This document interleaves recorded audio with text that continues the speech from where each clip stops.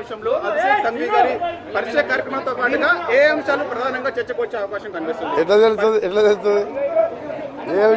Sir Rahul Gandhi గారు ఎప్పుడు వస్తున్నారు? కృతజ్ఞత సభ ఎప్పుడు వరంగల్ ఉండబోతుంది? రాజీవ్ గాంధీ స్టాచ్యూ విగ్రహం కూడా ఎప్పుడు ఉండబోతుంది? ఈ అంశాలు ఇంకేమైనా విషయాలు మాట్లాడారు రాష్ట్రం గురించి? సార్ రైతు రుణమాఫీ జరగలేదని చెప్పేసి అంటున్నారు.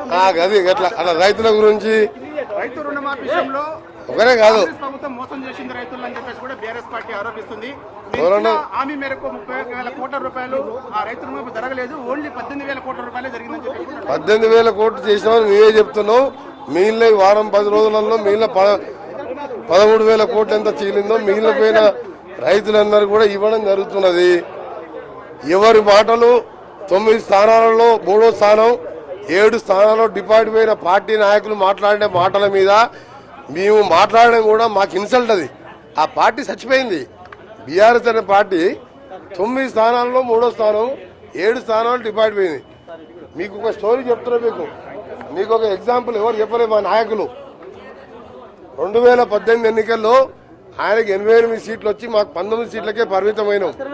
ఆ తర్వాత 3-4 నెలలకే పార్లమెంట్ ఎన్నికలు వస్తే మేము 3 స్థానాలు, నేను, రేవంత్ రెడ్డి గారు, ఉత్తమ్ కుమార్ రెడ్డి గారు 3 ఎంపీలా గెలిచినాం. ప్రచారం చేయకుండా ఇవాళ 10 ఏళ్ళ అధికారంలో ఉండి 16 స్థానాల్లో గుండు సున్నాలాగా ఉండి అసలు పార్టీనే మూసుకునే దశలో బీజేపీలో విలీనమవడానికి అన్ని చర్యలు అన్ని డిస్కషన్స్ అయిపోయినట్టు మాకు అందరికీ తెలుసు. మీరు టీవీ వాళ్ళు ఎప్పుడు కూడా మేధావులు మీరు తెలుసుకోవాలి ఢిల్లీలో ఏం జరుగుతుంది, మీరు చెప్పుడైతుంది. కేటీఆర్ హరీష్ డిపాజిట్ పోయిన పార్టీ గురించి పేర్లు మాట్లాడుతూ మీరు ఎప్పుడు మీరు ఒకటే కేటీఆర్ హరీష్ ఆయన స్థానంలో 6,000 మైనస్ వచ్చింది. కేటీఆర్ స్థానంలో 6,000 మైనస్ పార్లమెంట్ ఎన్నికల్లో ఏ ముఖం పెట్టుకుని మాట్లాడుతున్నాడు?